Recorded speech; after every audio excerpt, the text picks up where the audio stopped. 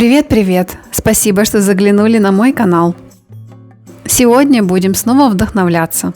Ведь в этом видео я покажу вам мой любимый рецепт – пасхальный кулич краффин. Благородный кулич получается волнистой формы и словно по волшебству тесто завивается в завитки, а ягодки клюквы смущенно в них прячутся. Краффин станет настоящим украшением праздничного стола на Пасху. Давайте же смотреть пошаговый рецепт этого великолепия. Для опары понадобится молоко, сахар и сухие дрожжи.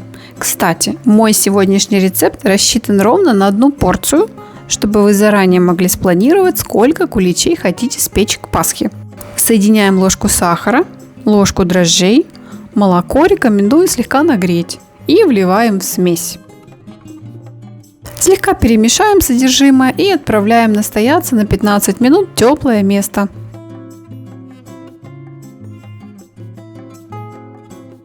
А тем временем начнем готовить тесто. В емкость разбиваю яйцо, соединяю его с остатком сахара и хорошенько перемешиваю.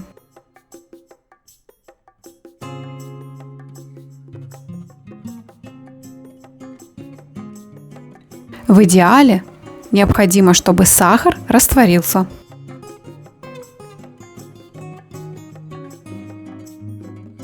Сюда же добавляю немного апельсинового сока и снова смесь перемешиваю.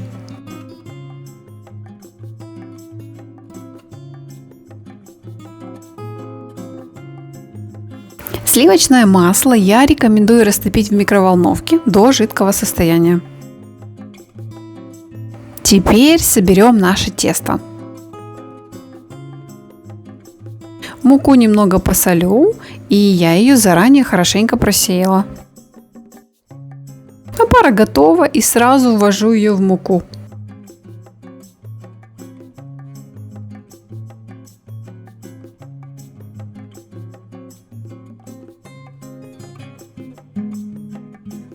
Далее добавляю яичную смесь.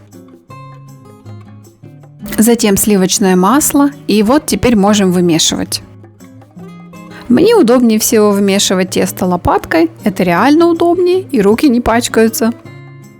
Хорошенько промешайте тесто, оно будет получаться жидковатым, пусть вас это не смущает, на данном этапе это его нормальное состояние. Тесто липкое, а вот чтобы оно не прилипало к стенкам формы, я смажу растительным маслом и снова слегка перемешиваю. Тесто немного соединится с маслом и перестанет прилипать.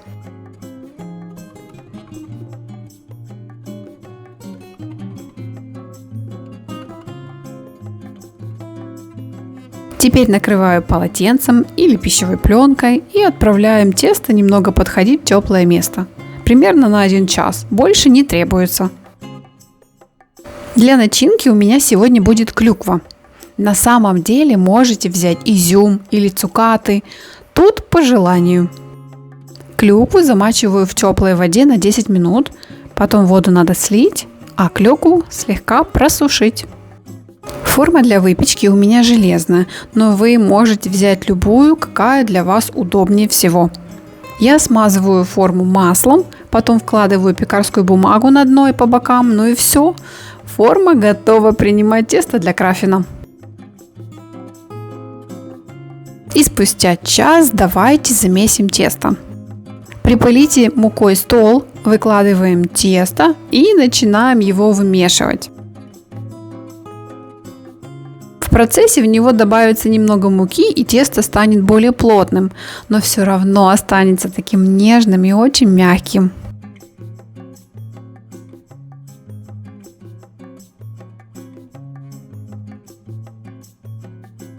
Далее раскатываем тесто.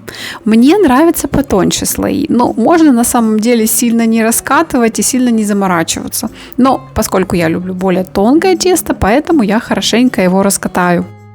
Когда тесто раскатали, смажем его сливочным маслом. Обычно масло комнатной температуры хорошо намазывается. Хорошенько промажьте весь пласт теста маслом.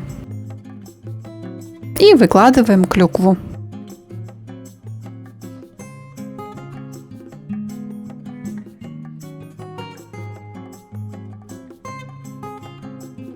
Теперь тесто просто скручиваем колбаской, слегка придавливая.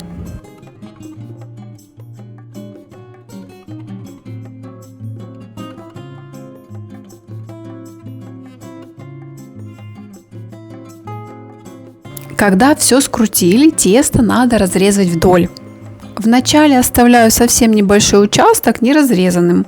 Много оставлять не нужно, потому как внутри кулича получится плотный комок.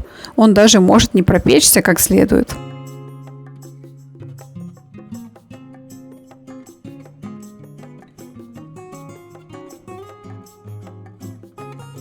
И вот теперь происходит волшебство. Скручиваем обе части в кружочки и накладываем одна на другую, формируя башенку.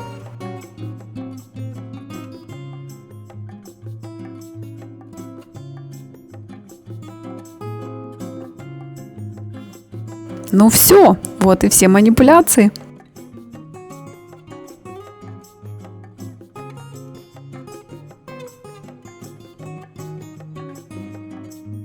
Кладем краффин в форму, еще поставлю его на полчасика подойти и будем выпекать.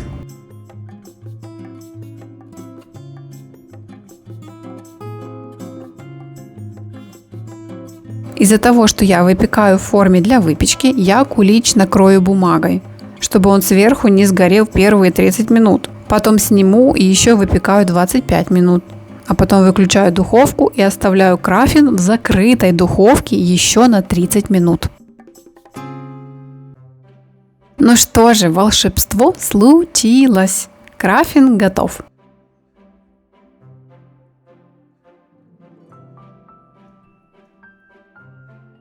Он хорошенько уже остыл и очень сладко благоухает на всю кухню. Ох, если бы камера могла передавать запахи. Краффин реально так вкусно пахнет, что текли слюнки, пока снимала для вас это видео. Ну посмотрите же, какой он красавец.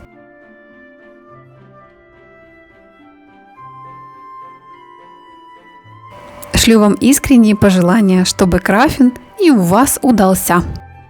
Пробуйте и не бойтесь работать с дрожжевым тестом. Все получится.